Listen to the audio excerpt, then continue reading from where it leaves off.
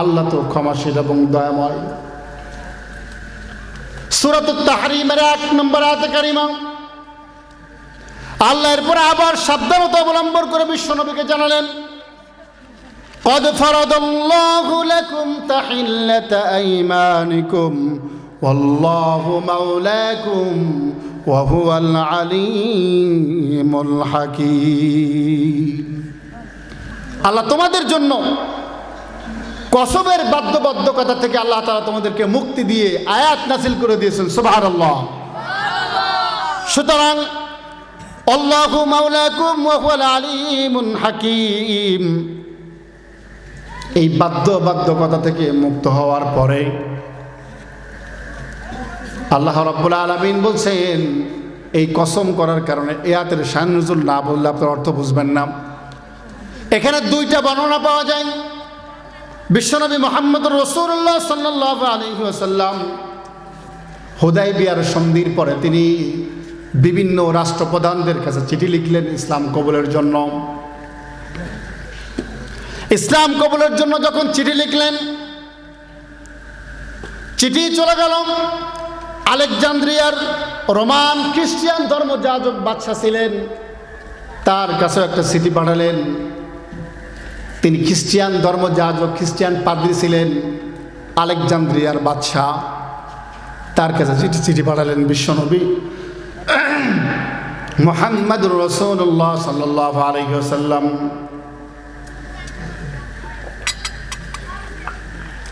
চিঠিটা তিনি পড়লেন, পড়ার পরে তিনি উত্তর লিখলেন, ইয়া মুহাম্মদ সাল্লাল্লাহু আলাইহি ওয়াসাল্লাম, আমি তাওরাত, জাবুর, ইনজিল পড়ে দেখেছি আমাদের পরে আরেকজন নবী আসবে, ঈসা রূহুল্লাহর পরে আরেকজন নবী পৃথিবীর মধ্যে আসবে। এই সংবাদ পৃথিবীর সব কিতাবের মধ্যে রব্বুল আলামিন দিয়ে রেখেছিলেন। বলে সুবহানাল্লাহ। আপনার আমার নবী যে দুনিয়াতে আসবে, এই সংবাদ সব নবীদের কাছে ছিল। প্রিয় ভাইরা আমার, হযরতে ঈসা রূহুল্লাহ তার জাতিকে ডাক দিয়ে বলেছিলেন, ইয়া বনি ইসরাঈল ইন্নী রাসূলুল্লাহি ইলাইকুম মুসাদ্দিকান লিমা বাইনা ইয়াদাইয়া মিনাত তাওরাত ওয়া মুবাশশিরান বিরাসূলিন ইয়াতি মিন বা'দি ইসমুহু আহমদ। ও হে বনি ইসরাঈল, ইন্নী রাসূলুল্লাহি ইলাইকুম মুসাদ্দিকান লিমা বাইনা ইয়াদাইয়া মিনাত তাওরাত, আল্লাহর পক্ষ থেকে নিশ্চয় আমাকে রসূল হিসেবে দুনিয়াতে পাঠিয়েছেন, আমি তাওরাতের সত্যায়নকারী। এটা যদি তোমাদের বিশ্বাস না হয় তাহলে তোমাদেরকে বলি, তোমরা শোনো, অমুবাশশিরাম বিরাসূল, তোমরা আমার পরে আরেকজন রসূল সম্পর্কে সুসংবাদ গ্রহণ করো। সুবহানাল্লাহ। মিন বা'দি ইসমুহু আহমদ, যার নাম হবে আহমদ। তিনি কে?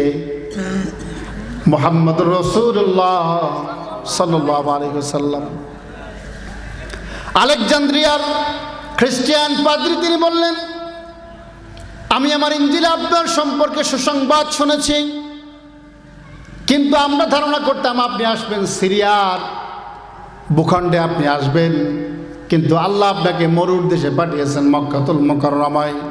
হুদায়বিয়ার সন্ধি হয়েছে, আমি আপনার ইতিহাস সব শুনেছি। খ্রিস্টান পাদ্রী হিসেবে আমি আজকে আপনার দরবারে আমি ইসলাম কবুল করলাম, আপনার জন্য কিছু উপঢৌকন পাঠালাম। উপঢৌকনের ভিতরে 2টা মেয়ে মানুষ ছিল। কয়টা? 2টা দাসী ছিল। খায়রুল উপরে বস। 2টা দাসী ছিল। এই 2জন দাসীর মধ্যে একজন দাসীর নাম মারিয়া কিবতিয়া রাদিয়াল্লাহু তাআলা আনহা। আলেকজান্দ্রিয়ার বাদশা খ্রিস্টান ধর্মযাজক 2জন দাসী পাঠালেন বিশ্বনবীর দরবারে। আল্লাহর হাবিব 2জন ছিল অত্যন্ত চমৎকার সুন্দরী। একজনকে হাসান বিন সাবিত রাদিয়াল্লাহু তাআলা আনহুর সঙ্গে দিয়ে দেন, তোমার সঙ্গে বিবাহ করে নাও। আর একজনকে বিশ্বনবী দাসী হিসেবে তার কাছে রেখে দেন। বলেন সুবহানাল্লাহ। এই দাসপ্রথা তখন ছিল। প্রিয় ভাইরা আমার,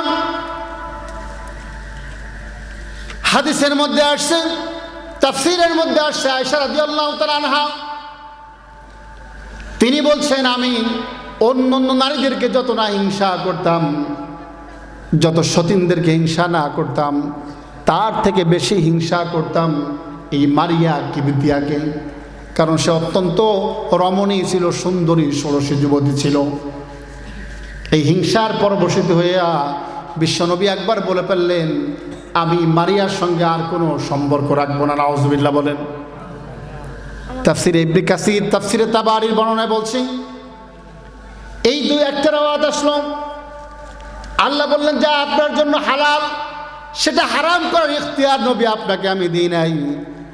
স্ত্রীদেরকে খুশি করার জন্য আপনি আল্লাহর বিধানের পরে হস্তক্ষেপ করতে পারেন না। বলেন সুবহানাল্লাহ। কিন্তু এই বর্ণনা দিয়ে মুফাসসিরিনগণ বলেছেন এই বর্ণনাটা দুর্বল। দ্বিতীয় নম্বর যে বর্ণনা আসছে সেটা হচ্ছে হযরত মুহাম্মদ রাসূলুল্লাহ সাল্লাল্লাহু আলাইহি ওয়াসাল্লামের প্রতিদিনের অভ্যাস ছিল আসরের নামাজ আনতে তিনি হুজরাখানার মধ্যে ঢুকতেন। হুজরাখানায় ঢুকে সব স্ত্রীদের সঙ্গে তিনি সাক্ষাৎ করতেন। এই স্ত্রীদের সাক্ষাৎ সময়ে তার একজন স্ত্রীর নাম ছিল জয়নাব বিনতে জাহাশ রাদিয়াল্লাহু তাআলা আনহা। তার ঘরে বিশ্বনবী ঢুকলেন। ঢুকার পরে কোত্থেকে যেন জয়নাবের ঘরে একটু মধু হাদিয়া পাঠানো হলো। এই মধু দিয়ে জয়নাব চমৎকারভাবে বিশ্বনবীকে এক গ্লাস শরবত বানিয়ে দিলেন।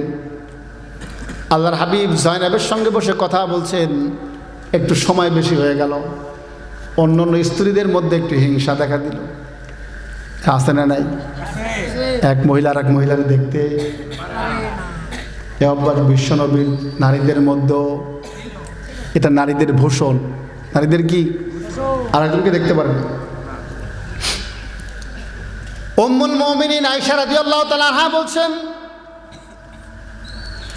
আমি আমার সঙ্গে তিনজনকে যুক্ত করলাম। একজন হাফসা রাদিয়াল্লাহু তাআলা আনহা, দুইজন সওদা রাদিয়াল্লাহু তাআলা আনহা, তিনজন সাফে রাদিয়াল্লাহু তাআলা আনহা। এই তিনজনই বিশ্বনবীর স্ত্রী।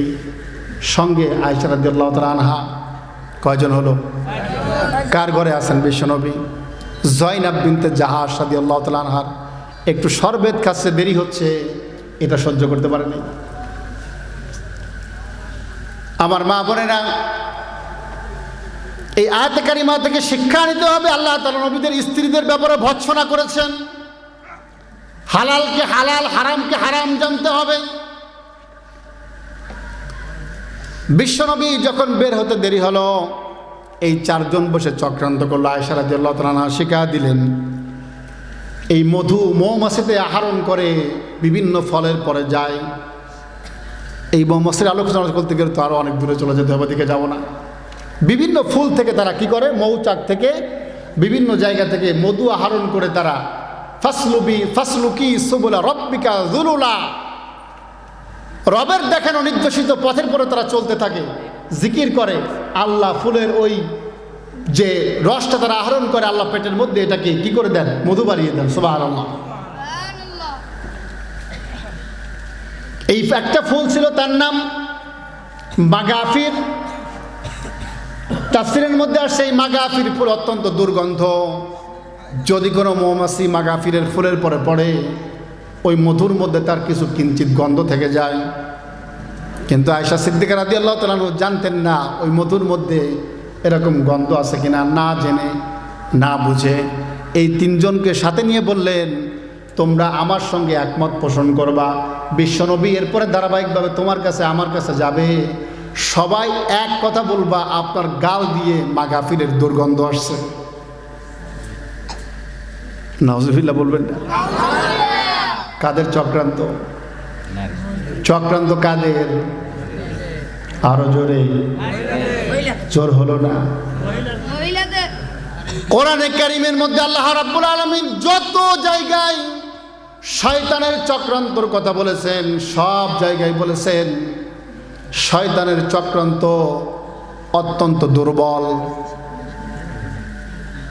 আর যত জায়গায় নারীদের চক্রান্তর কথা আসছে, সব জায়গায় আসছে নারীদের চক্রান্ত বড় কঠিন।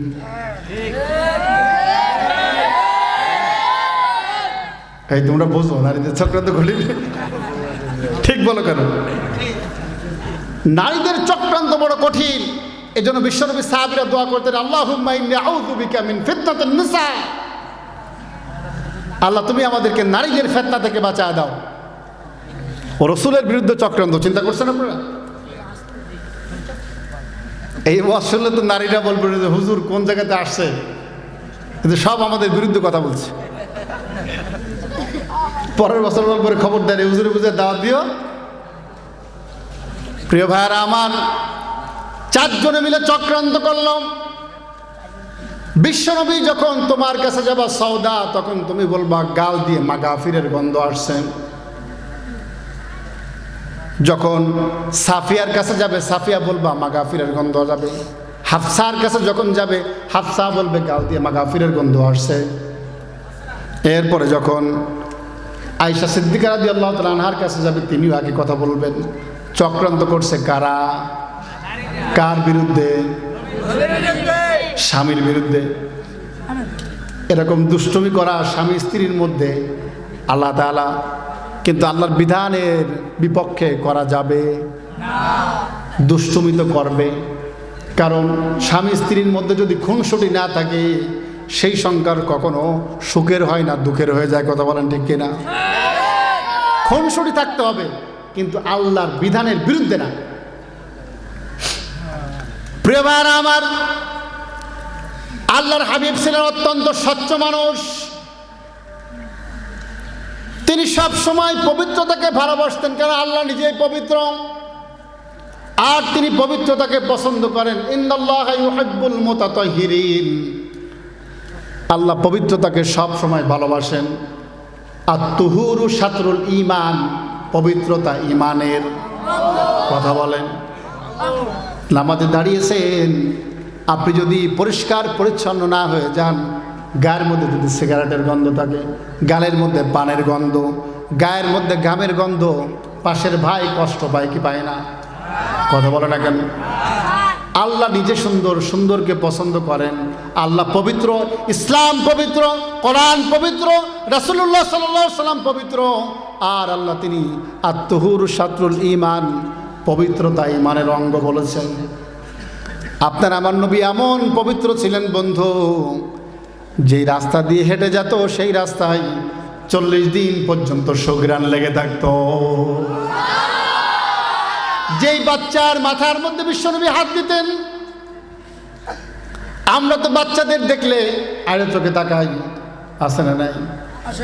মসজিদে যদি বাচ্চারা একটু দৌড়াদৌড়ি করে, মুরব্বীরা বেশি চিল্লাচিল্লি করে, আসছিস কেন মসজিদে, বলে কি বলে না? আবার ছোট মানুষদেরকে যদি সামনে দেখে, তাহলে ঠেলে পিছনে দিয়ে দেয়। এটা বিশ্বনবীর চরিত্র না।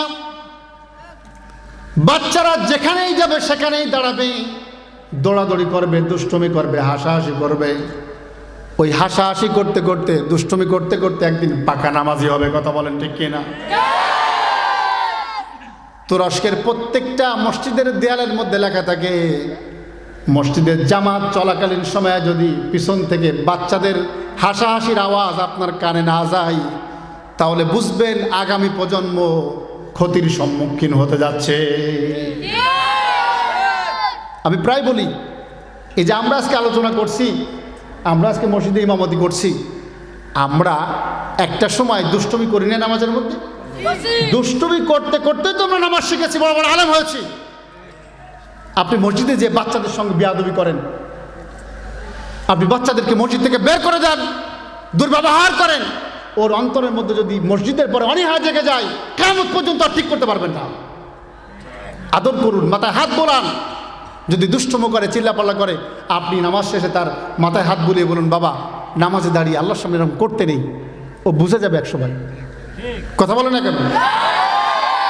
আর আমরা জাহেল, মসজিদ থেকে বের করে দিই। আমি আমার মসজিদে প্রায় বলি যে এই যে বাচ্চারা যেই বয়সে মসজিদে আসতেছে, আপনি তার সাথে চিল্লাচ্ছেন, হয়তো আপনি এই বয়সে মসজিদের দিকে মানে হুসট খেয়ে বুট হয়ে পড়তেন না।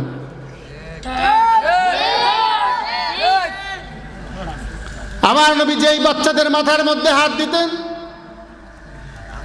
সেই বাচ্চার গায়ের মধ্যে নাক লাগানো লাগতো না, তার কাছে গেলে বোঝা যেত এই বাচ্চার মাথায় বিশ্বনবী হাত দিয়েছেন। এত পবিত্র আমার নবী ছিলেন। আমার বন্ধু বিশ্বনবীর গাল থেকে যখন গন্ধের কথা স্ত্রীরা বলল,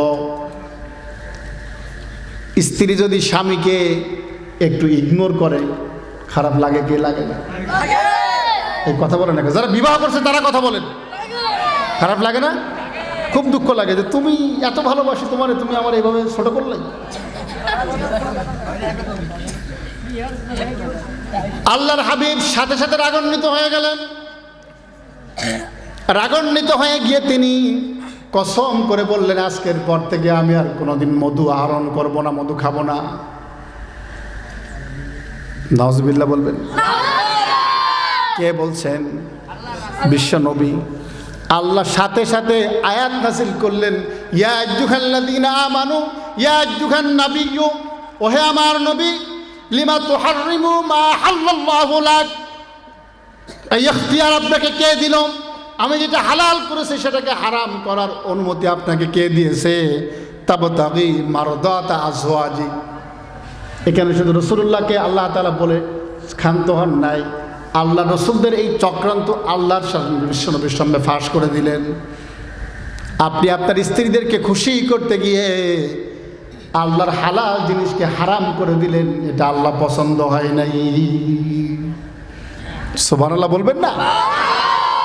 আর আমরা বড় বড় জাহাল বাংলা জমিনের দিকে দেখলে তো বোঝা যায়, বড় বড় আলেম সেজেছে, পাতানো আলেম, সাজানো আলেম, টিভির সামনে বসে, মিডিয়ার সামনে বসে আল্লাহর অকট্টভাবে প্রমাণিত হালাল জিনিসগুলোকে তারা হারাম ঘোষণা করে। তারা জিহাদকে হারাম বলে, পর্দাকে হারাম বলছে, নারীদেরকে পর্দা করে মানে আবদ্ধ করে রাখা, এই কথাগুলো তারা বলে। আল্লাহর স্পষ্ট কোরআনের বিরুদ্ধে কথা বলছে, কথা বলেন ঠিক কিনা? অথচ আল্লাহ রসুলকে আল্লাহ তাআলা ইখতিয়ার দেন নাই, আর তোমাদেরকে ইখতিয়ার কে দিল? আমার ভাইরাম, বিশ্বনবীকে আল্লাহ রাব্বুল আলামিন জানায় দিলেন, হে নবী, আপনার পরে যে কোরআন আমি নাযিল করেছি, যে শপথ করেছেন আপনি, সেই শপথের কাফারা আমি সূরা মায়েদার মধ্যে নাযিল করে দিয়েছি। সুতরাং আপনি মধু খাবেন না, এই কথাটা আর কোনোদিন আপনি যেন না বলেন। সুবহানাল্লাহ বলবেন না? আল্লাহ রাব্বুল আলামিন মুহাম্মদুর রাসূলুল্লাহ সাল্লাল্লাহু আলাইহি ওয়াসাল্লাম, আল্লাহ তাআলা তাকে সব সময় হেফাজত করতেন, সব কিছু বোঝায় দিতেন বিশ্বনবীকে। এরপরে আসুন, এই হালাল খাবার খেতে গিয়ে আমরা বিভিন্ন সময় বিভিন্ন জিনিসের সম্মুখীন হই। বর্তমানে হালালের মধ্যে পশু জবাই করা, মুরগি হোক, গরু হোক, ভেড়া হোক, ছাগল হোক। হিন্দু ভাইদের বাড়িতে আমাদের দাওয়াত দেয়, বলে খাসি রান্না করেছি, ভাই যাবেন, খুব ভালোবাসার মানুষ। কিন্তু আমরা মুসলমান, গরু খাওয়া, খাসি খাওয়া, মুরগি খাওয়া মুসলমান, একবার প্রশ্ন করি না, ভাই আপনার খাসিটা কে জব করে আমাকে খাওয়াবে? কথা বলে না কেন? আমার রব বলছেন, এই পশু যখন জব করবা তার মধ্যে হালাল হারাম আছে না নেই? আরো জোরে আছে না নেই? আল্লাহ রাব্বুল আলামিন বলেন, হুররিমাত আলাইকুমুল মাইতাতু ওয়াদ-দামু ওয়া লাহমুল খিনজির ওয়া মা উহিল্লা বিহি লিগাইরিল্লাহ। হুররিমাত আলাইকুম, তোমাদের জন্য হারাম করা হয়েছে, মাইতাতু মৃত প্রাণী, এরপরে ওয়াদ-দাম রক্ত, ওয়া লাহমুল খিনজির শুকরের গোশত, ওয়া মা উহিল্লা বিহি লিগাইরিল্লাহ, আর এমন পশু যা আল্লাহর নাম ছাড়া অন্য কারো নামে জবাহ করা হয়। আল্লাহ ছাড়া অন্য কারো নামে জবাহ করলে সেই পশু খাওয়া যাবে। হারাম করেছেন কে? স্পষ্ট বিধান। আল্লাহ খেতে বলেছেন হালালান তাইয়্যিবা, পবিত্র হালাল বস্তু খেতে বলেছেন।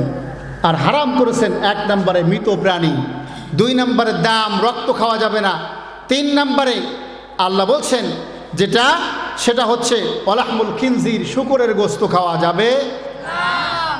এই শুকরের গোস্ত কেন খাওয়া যাবে না এরপর আলোচনা করলে আরো অনেক সময় লেগে যাবে, সায়েন্টিফিক ব্যাখ্যা আছে, আমরা ওদিকে যাব না। এরপরে ওমা উহিল্লা বিহি লিগায়রিল্লাহ, আল্লাহ ছাড়া অন্য কারো নামে যদি পশু জবাই করা হয় সেই পশু ভক্ষণ করা যাবে না। আমরা দেখি বাবার নামে গরু জবাই করা হয়, আছে না নাই? মোড়লগঞ্জ অঞ্চলে নাই, কিন্তু অনেক দরবার আছে যেখানে আল্লাহর নামে জবাই হয় না, বাবার নামে জবাই হয়। জবাই কেন হবে না? ওইখানে কোনো মুমিন যায় না, যারা যায় সবগুলো গরু, আর গরুদেরকে গরু খাওয়ানো হয়। কথা বলে না, ওরা বাবার নামে জবাই করে। আর আল্লাহ বলছেন আমার নাম ছাড়া যদি কারো নামে জবাই করা হয় সেই পশু তোমার জন্য আমি আল্লাহ হালাল করি না।